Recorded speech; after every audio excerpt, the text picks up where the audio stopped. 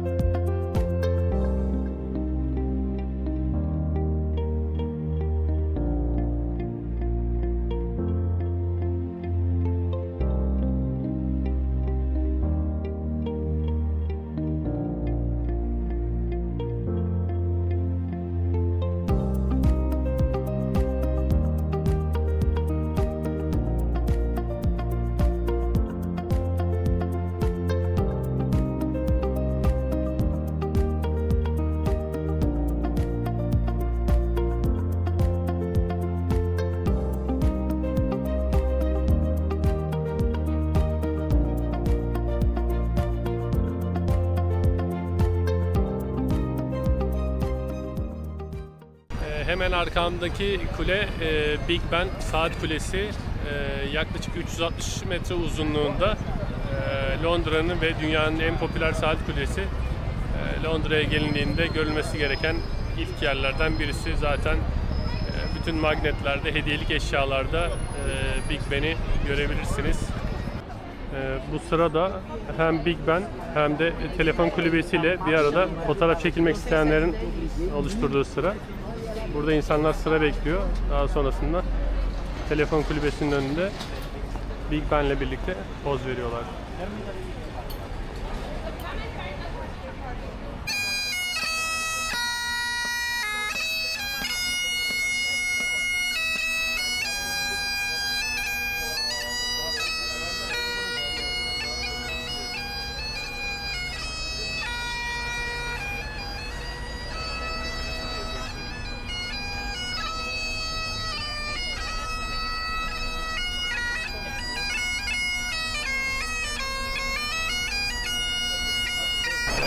Bu arkamda görmüş olduğunuz bina İngiltere parlamento binası.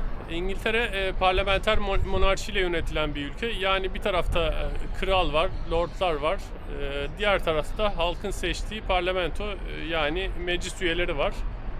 Bu tarafta 500'e yakın lord, dük ve kontlar var. Bu tarafta bulunan kısımda. Diğer tarafta da hemen yan tarafında Big Ben Saat Kulesi'nin olduğu tarafta da halk tarafından seçilmiş yöneticiler var. Yani milletvekilleri tarzında düşünebilirsiniz.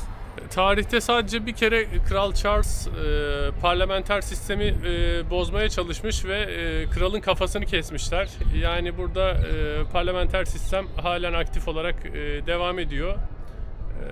Kral veya kraliçe parlamenter sistemin tavsiyelerine veya sunduğu önerileri reddetme hakkına sahip ama tamamen kendi kafasına göre de karar verip bir şeyler yapamıyor.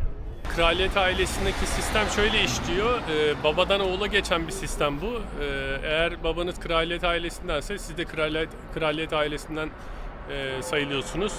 İşte lordtur, düktür vesaire bu gibi ünvanlar alıyorsunuz ve bu lordların, düklerin çocukları daha küçük yaşta ciddi eğitimler alıyorlar. Bizdeki şehzadelik sistemi gibi ülkenin yönetimine hazır olacak şekilde eğitimler alıyorlar.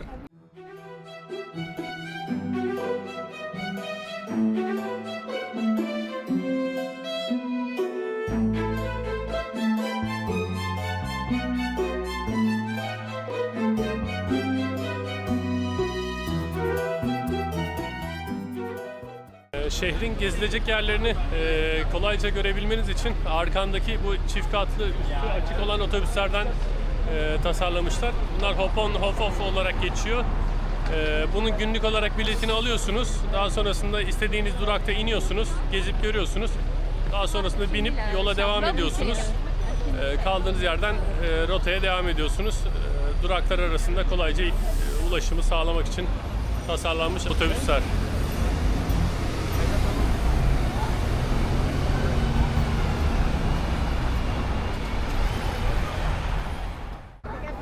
Şu anda Westminster Köprüsü'nün üzerindeyim.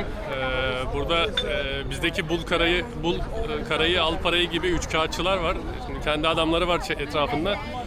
Fotoğraf, video çekmeye izin vermiyorlar ama çaktırmadan çekmeye çalışacağım.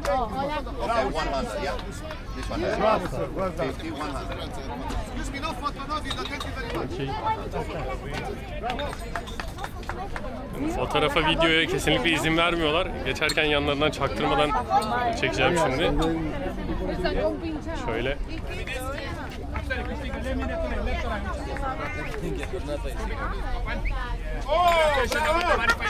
Yellow find the ball, lady.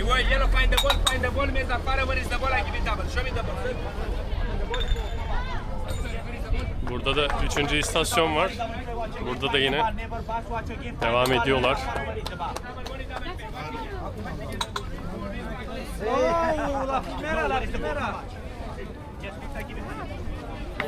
Bayağı organizeler. çok dikkatliler etrafa karşı.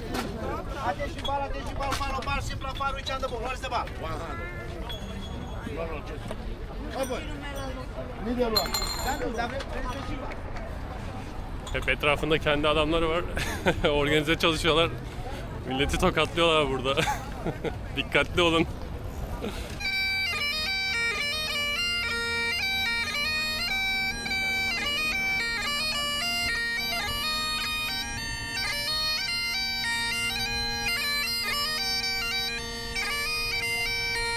Arkamdaki dönme dolapta dünyanın en büyük dönme dolabı. Thames Nehri'nin kenarına kurulmuş. Yaklaşık 135 metre yüksekliğe sahip. Milenyum yılına, yani 2000 yılına özel olarak yapılmış bir dönme dolap.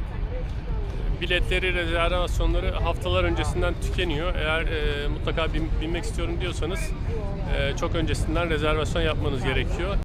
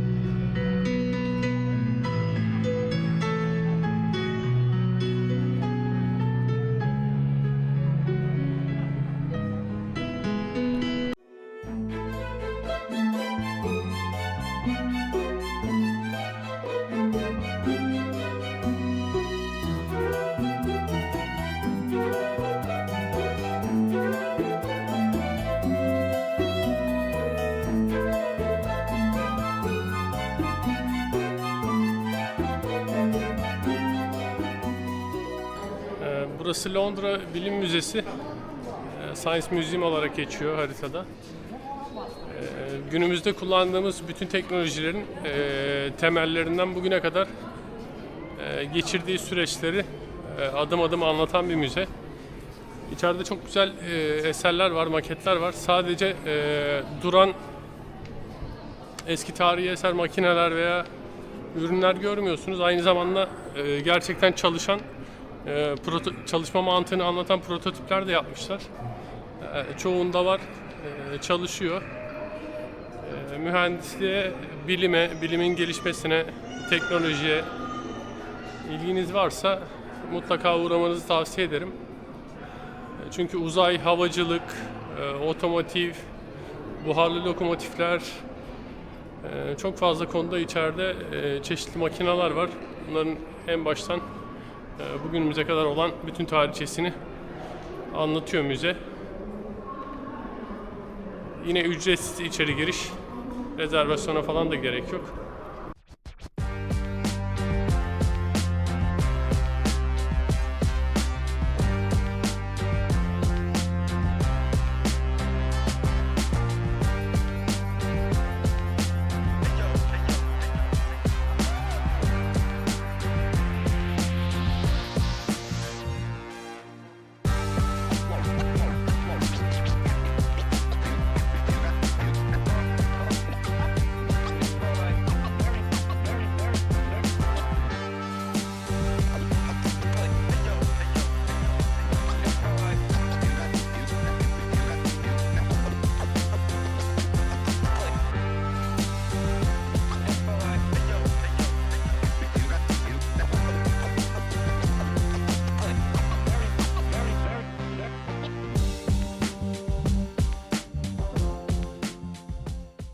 Şu anda geldiğim yer Londra'daki Chinatown, yani Çin mahallesi.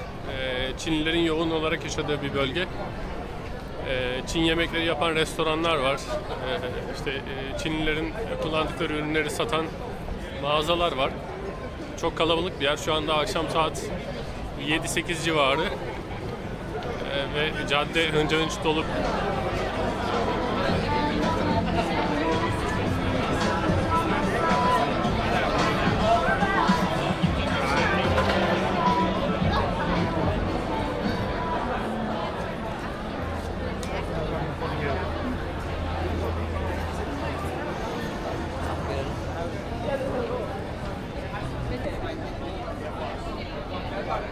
Burası Chinatown'un içinde bulunan bir restoran. Take away yani alıp giderseniz 8,5 pound'a yemek yiyebiliyorsunuz sınırsız olarak. Eğer burada oturmak isterseniz de 15 pound karşılığında oturup istediğiniz kadar yemek yiyebiliyorsunuz. Şöyle sulu yemekler var, et yemekleri, tavuk yemekleri, kalamar var, karides var, tavuk kızartması, domuz eti de var içeride. Onun haricinde devamında patates kızartması vesaire, pilavdır, salatadır devamında var. Eğer take away olarak alırsanız bir kutu veriyorlar size. Kutuyu doldurana kadar dolduruyorsunuz. Ondan sonrasında dışarı çıkıp dışarıda yiyorsunuz. Eğer burada yerseniz de bu şekilde tabak veriyorlar. Bu tabağı ağzına kadar doldurup yiyebiliyorsunuz. Bitirdikten sonra da tekrar yine doldurup yine yiyebiliyorsunuz. Zaten önünde kuyruk var. Çok kalabalık. Burayı kaydederseniz yemek konusunda sorun çekmezsiniz. Böyle birkaç dükkan daha var. Onları da göstereceğim.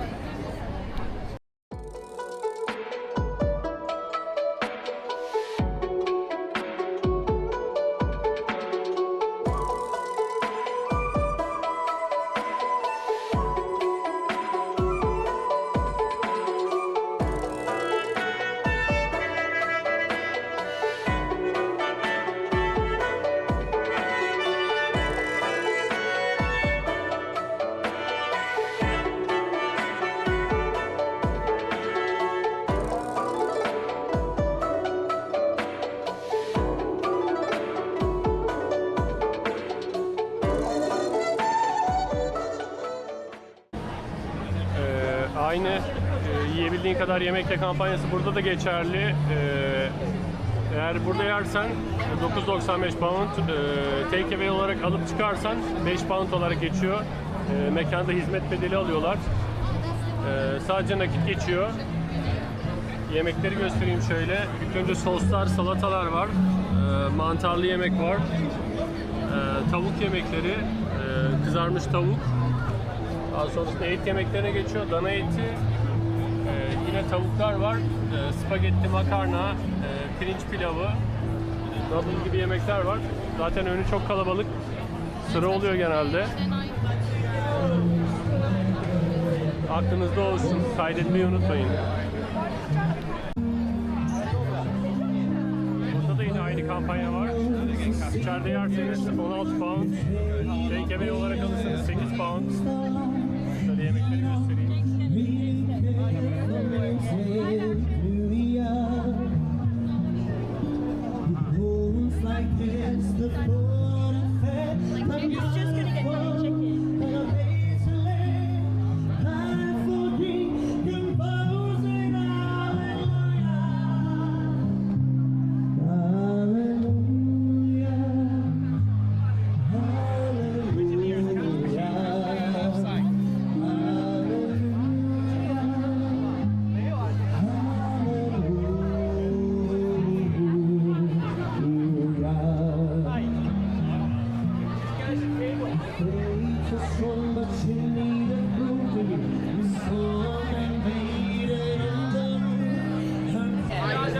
Dördüncü yere denk geldim.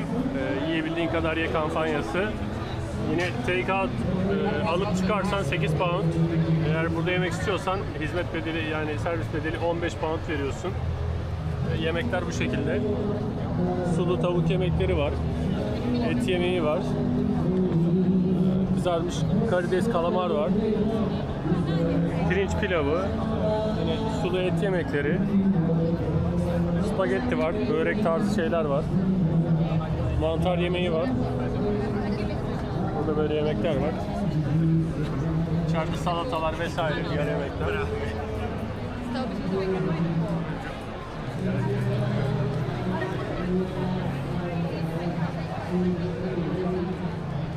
This is Thriller.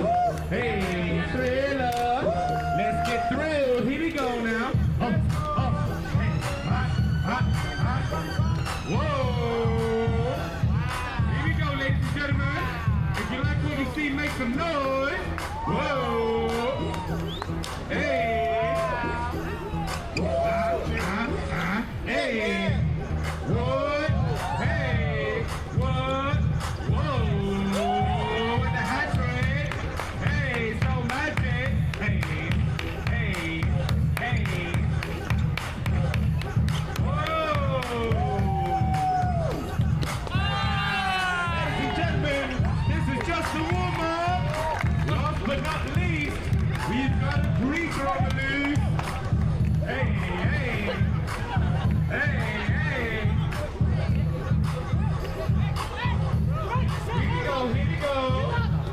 like what you see.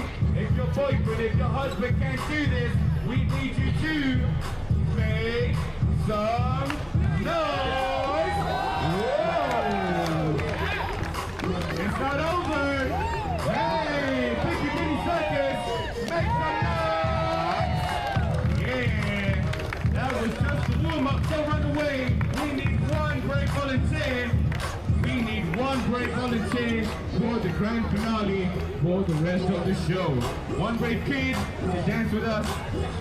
Here we go, it's alright, it's alright. Here we go. Ladies and gentlemen, make some noise for our brave volunteer. Awesome.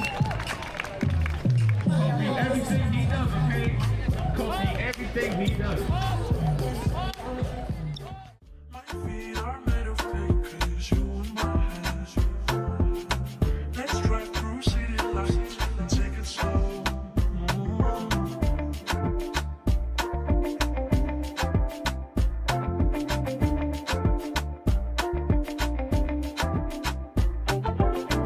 Breathing and screaming slow. My body low, my body low. Şu an önünde bulunduğum müze Victoria and Albert Museum. 1852 yılında Kral ve Kraliçe Victoria ve Albert adına yapılmış bir müze. İçeride 145 tane galeri var. Yaklaşık 5000 yıllık sanat eserleri var. Çok fazla sanat eseri var içeride. Ayrıca dünyanın en güzel restoranlarından birisi de bu müzenin yine içinde.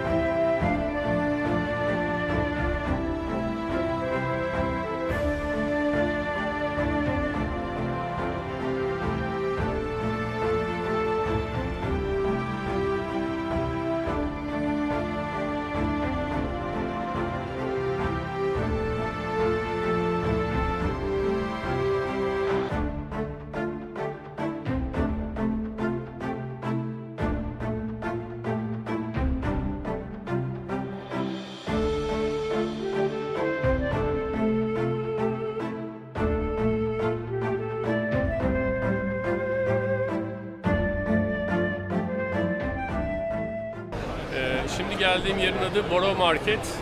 Londra merkezde. Çok büyük bir yemek pazarı olarak tarif edebilirim. İçeride hem pişmiş yemek hem de çiğ olarak gıdalar var. Dünya mutfağından bir sürü yemekler var. İçeride hep birlikte bakalım neler var neler yok.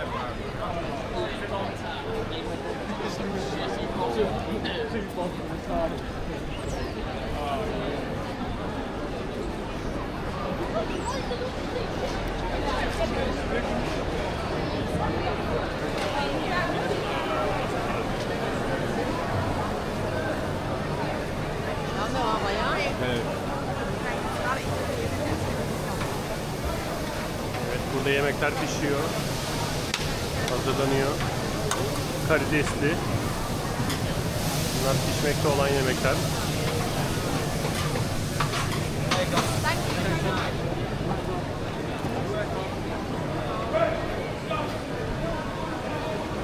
Wait until I call you over, please, guys. Burada çok büyük sıra var. Ta buradan buraya kadar insanlar sıra bekliyorlar. Güvenlikler insanları yönlendiriyor.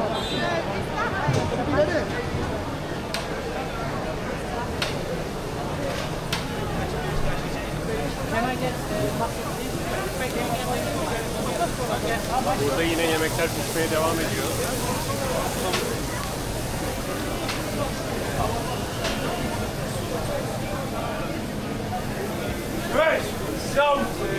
Deniz ürünleri burada.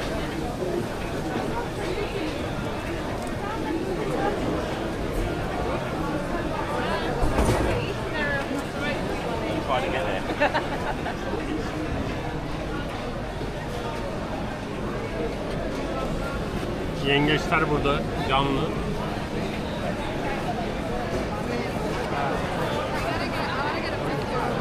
Burada da çok fazla sıra var. Çilekli çikolata satılıyor burada. Şimdi göstereceğim. This is This is quick. Just other job.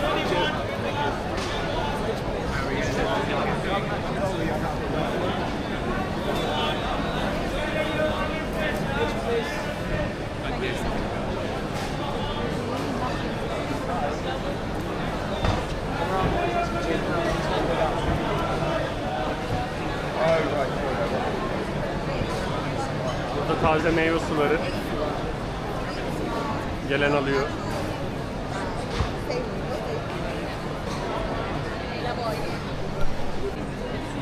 Burası fish and chips yapılan yer. Burada da çok fazla sıra var. Böyle kuyruk gidiyor.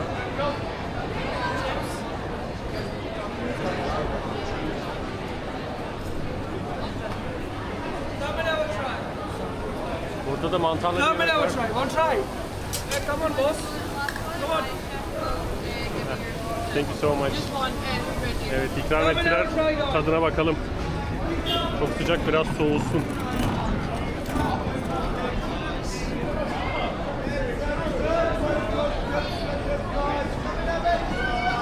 Güzel. Try something better than risotto. Free some. Big man, you Patates try something better kızartması. than risotto. Come on, try it. Thank you so much. Anybody want to try, guys? Burada da patates kızartması ikram ettiler. Böyle her yerde ikram ede de en sonunda karnımızı doyurup çıkacağız buradan galiba.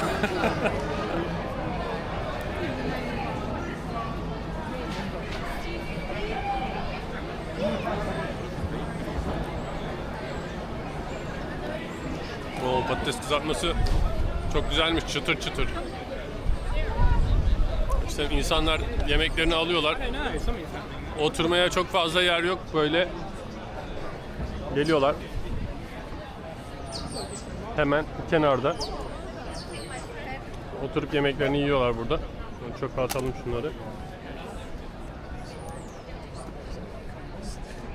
Böyle herkes oturuyor. Yemeğini yiyor, yoluna devam ediyor. Burası hamur işi ürünlerin, fırın ürünlerinin satıldığı yer.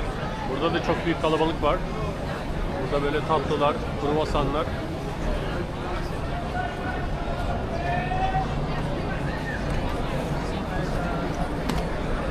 Ürünler burada.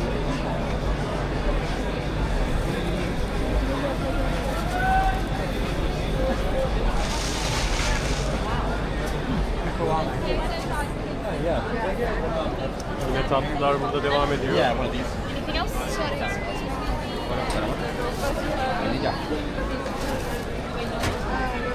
¿Y ese de cuál es?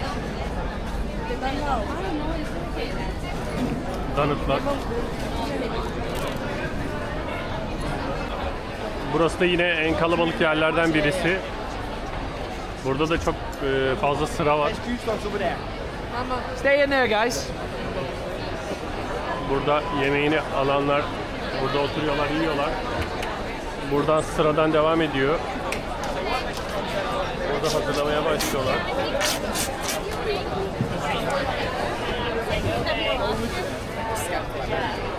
Burada ızgara da pişiriyor.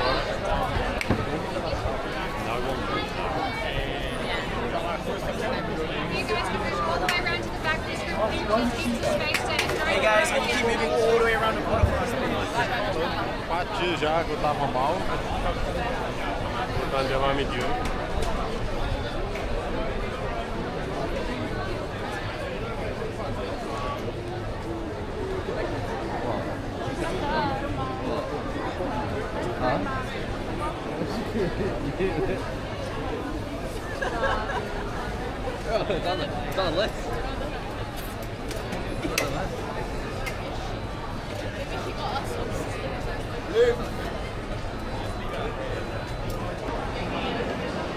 Burada da bizim Türk lokumu var.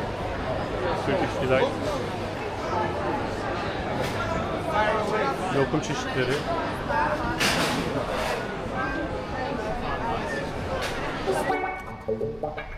To get sweet songs, a melody running. This is my message to you. One love, one life. Let you together, feel alright. One love. Hemen arkamdaki bina Southwark Katedrali. Yaklaşık 1000 yılı aşkın süredir Hristiyanlara hizmet vermekte. Londra'daki en büyük katedrallerden birisi.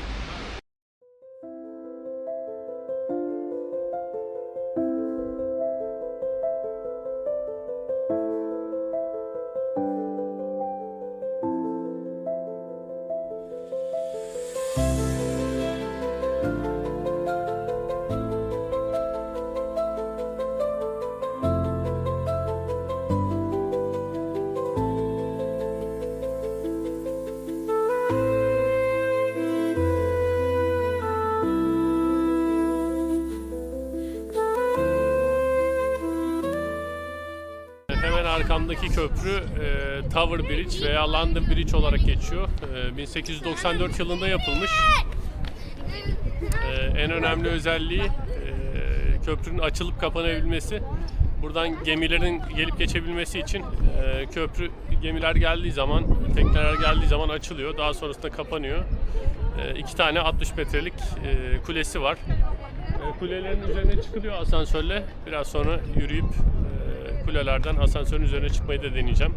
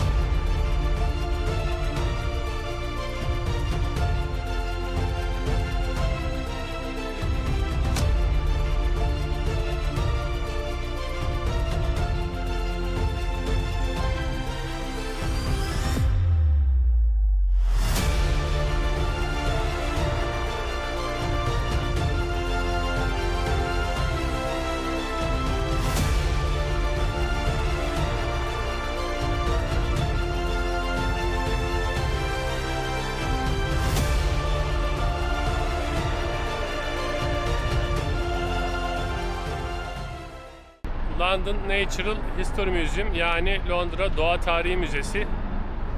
1754 yılında hizmete açılmış. İçeride 80 milyondan fazla parça olduğu söyleniyor. İçeride dinozor fosilleri, böcekler, çeşitli hayvan kalıntıları, çok fazla eser var. Çok fazla da öğrenci grupları var. Çok küçük yaşta daha ilkokul öğrencilerine bile getirip öğretmeye başlıyorlar doğa tarihini. Uygulamalı olarak burada gösteriyorlar. Şimdi giriş yapıyorum. Yine burası da hem ücretsiz hem de rezervasyon yapmanıza da gerek yok. Zaten Londra'daki en önemli müzeler tamamı ücretsiz. Eğer bir müze ücretliyse gitmenize çok fazla gerek yoktur. Ücretli olan müzeler o kadar önemli değil. Önemli olan bütün müzeleri ücretsiz yapmışlar zaten.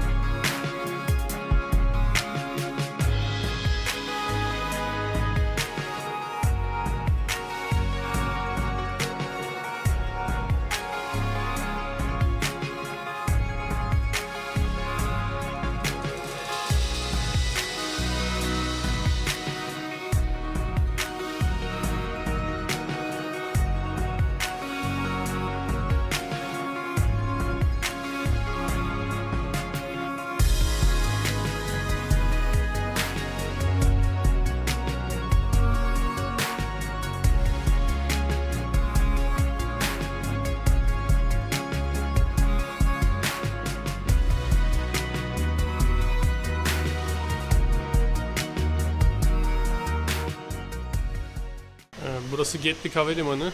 Biraz sonra uçağın kapı bilgisi açıklanacak. Öncesinde bir lavaboya uğramak istedim. Lavabodan çıkışta bakın burada ne var? İnsanlar uçağa binmeden önce sularını doldurabilmesi için ücretsiz bir istasyon var. Bu havaalanında fahiş fiyattan su satma işi sadece galiba bizde var. Burada ücretsiz su doldurabiliyorsunuz. Onun haricinde zaten havaalanının içindeki marketlerde de sular 1 pound, yani şehir içindeki marketlerle aynı fiyata satış yapıyorlar. Yemekler de yine aynı şekilde. Şehir içindeki yemeklerle veya sularla marketteki fiyatlar aynı. Restoranlar da yine aynı. Şehir içinde ne kadar ücret ödüyorsanız havaalanında da ortalama aynı ücreti ödüyorsunuz. Şu anda uçağın boarding kontrolünden de geçtim. Sadece uçağa binmek, seyahate başlamak kaldı. Vizehir İstanbul'dan gelirken de Gatwick Havalimanı'ndan dönüşte de bagajın sırt çantasının ağırlığına bakmadı. Sırtında 20 litrelik bir sırt çantası var. Yaklaşık 5-6 kilogram ağırlığı var şu anda. Herhangi bir sorun olmadı. Kafasına takılan arkadaşlar varsa içi rahat olabilir. Bagajı sorun etmiyorlar. Sırt çantasını sadece ebatlarını kontrol ediyorlar. Ağırlığına bakmıyorlar. Benimkinden daha büyük sırt çantası olanlar da vardı. Onları da sorun etmediler. Gelecek olan arkadaşlar bagaj hakkı olmayan biletlerden faydalanabilirler. İstanbul'dan buraya geliş 30 euro, dönüşte 30 euro olarak çok uygun bir fiyattan almıştım.